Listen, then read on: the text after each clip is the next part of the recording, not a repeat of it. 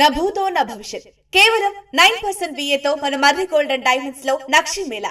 Marri gold and diamonds, KPHP metro station, Hyderabad. మట్టిలో మాణిక్యాలను వెలికితీసి ఎంతో మంది అంతర్జాతీయ క్రీడాకారులను తయారు చేసిన ప్రాంగణం అది. పైసా తీసుకోకుండా పేద బిడ్డలకు హాస్టల్ వసతి కల్పిస్తూ ఆసరాగా నిలుస్తోంది. అక్కడ శిక్షణ పొంది స్పోర్ట్స్ కోటాలో ఉద్యోగాలు సాధించిన వారెందరో. ఇంతటి ప్రాముఖ్యత ఉన్న సాయి కేంద్రాన్ని వేరే చోటకు తరలించేలా కుట్రలు జరుగుతుండడంపై క్రీడాకారులు ఆందోళన వ్యక్తం చేస్తున్నారు. క్రీడా వసతి ప్రాంగణాన్ని కాపాడుకునేందుకు పోరాటాలు చేస్తున్నారు.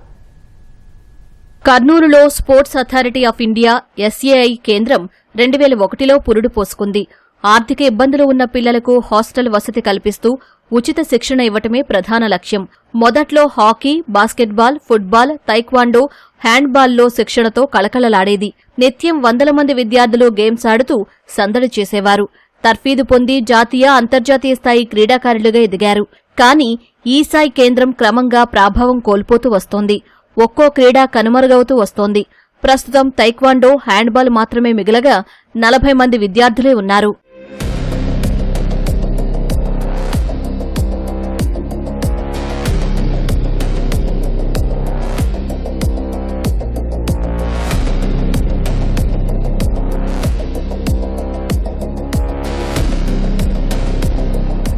కొన్ని నెలల క్రితం సాయి సెంటర్ను నిపుణుల బృందం పరిశీలించింది.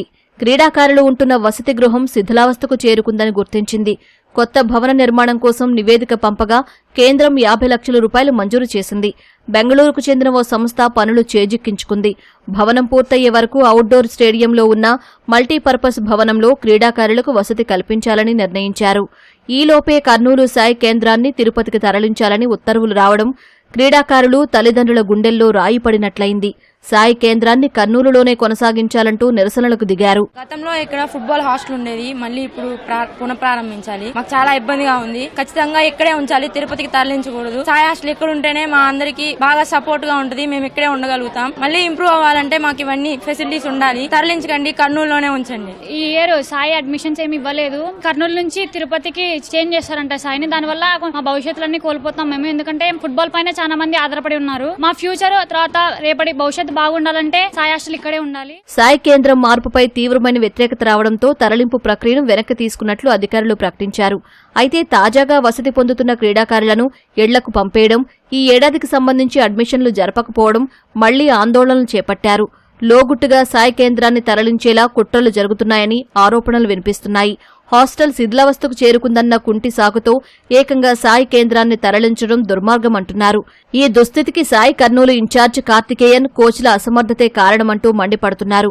భవిష్యత్ క్రీడాకారులకు వరంలా ఉన్న సాయి కేంద్రాన్ని తరలించేందుకు ఒప్పుకోబోమని, నిర్ణయాన్ని పూర్తిగా వెనక్కి తీసుకునే వరకు పోరాడతామని క్రీడా సంఘాల నాయకులు స్పష్టం చేస్తున్నారు. ఈ హాస్టల్ని ఇక్కడ నుంచి కేవలం ఒక బిల్డింగ్ సరిగా లేదు అనే ఒక చిన్న కోణంతో దాన్ని తరలించాలనుకోవడం దుర్మార్గం. ఇక్కడ నుంచి తరలించాల్సింది హాస్టల్ని కాదు, ఇక్కడున్న కోచ్లని. ఇప్పుడున్న కోచ్లు వాళ్ళ కోచింగ్ సరిగా అసలు ఇవ్వడమే లేదు. ఎప్పుడు రూమ్లలో ఉంటూనే పిల్లలను మేనేజ్ చేసుకుంటూనే ఉన్నారు తప్ప వాళ్ళ కోచింగ్ పరిస్థితులు లేవు. ఎప్పుడు ఫోన్లలోనే ఉంటారు, వాళ్ళు మాట్లాడుకుంటూనే ఉంటారు. కనీసం ఒక 4 ఏళ్ళు అవుతుంది వాళ్ళ కోచింగ్ ఇచ్చే పరిస్థితే లేదు పిల్లలు ఉన్నప్పటికీ. కాబట్టి తరలించాల్సింది హాస్టల్ని కాదు, కోచ్లను తరలించి ఇంకొక రీప్లేస్ చేస్తే మంచి కోచ్లని ఇక్కడ హాస్టల్ బాగుపడుతుంది. కోచ్ తమిళనాడుకు చెందిన ప్రాంతానికి చెందిన కార్తికేయ గారు తమిళనాడు, తిరుపతి నుంచి పక్కనే సమీపంలో తమిళనాడు సేలం ఉంటుంది. అక్కడికి వెళ్లాలనే దురుద్దేశంతోనే ఇవన్నీ చేస్తున్నారని చెప్పి మేము ఆరోపిస్తున్నాం. ఇప్పటికైనా సాయి అధికారులు పునరాలోచించి ఇక్కడే కర్నూలులోనే కొనసాగించాలి. ఇక్కడ హాస్టల్ కి ప్రత్యామ్నాయం ఖచ్చితంగా ఉంది. మీరు రండి, పరిశీలించండి, హాస్టల్ ని కొనసాగించండి. ఇదే కర్నూలు అవుట్డోర్ స్టేడియంలో సాయి హాస్టల్ ఉన్న పక్కనే ఒక బ్లాక్ ఉంది.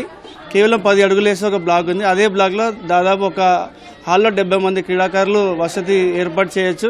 దేశమంతా నీకు అడ్మిషన్స్ ప్రారంభమైనాయి. కర్నూలు జిల్లా ఒక్కటే నీకు అడ్మిషన్స్ జరగలేదు. మనం 2026, 2027కి అడ్మిషన్స్ స్టార్ట్ చేసి హాస్టల్ పునఃప్రారంభించాలని కోరుతున్నాము. ఈ చక్కటి బిల్డింగ్ దగ్గర 50 ఏళ్ల వరకు ఈ బిల్డింగ్ ఉపయోగపడుతుంది. మనం అందరి దృష్టికి తీసుకెళ్లాము. కేంద్ర ప్రభుత్వము, స్టేట్ గవర్నమెంట్ అందరి దృష్టికి తీసుకెళ్ళాము. ఈవెన్ నరేంద్ర మోడీ గారికి కూడా మనం లెటర్లు పంపించినాము. ఆయన కూడా స్పందించి మాకు రిప్లై కూడా ఇచ్చినాడు. ఇదేదో బిల్డింగ్ అని తప్పుడు నిర్ణయాలు ఇచ్చినారు. కానీ ఇప్పుడు మళ్ళీ మేము రాసి పంపించినాము. ఆయన కూడా పరిశీలనలో ఉంది. నిన్న కూడా పరిశీలకుడు వచ్చి బెంగళూరు నుంచి వచ్చి మళ్ళీ ఎనికి వెళ్ళిపోయినాడు. మన దగ్గర వనరులు మనకు ఉన్నాయి, బిల్డింగ్లు, దీనిలోనే యూజ్ చేసుకుంటే సరిపోతుంది. అంతేగాని ఇక్కడ నుంచి హాస్టల్ తరలిస్తే ఊరుకోము. ఖచ్చితంగా హాస్టల్ వచ్చేంత వరకు మేము పోరాడతామని మీకు తెలియజేస్తున్నాం.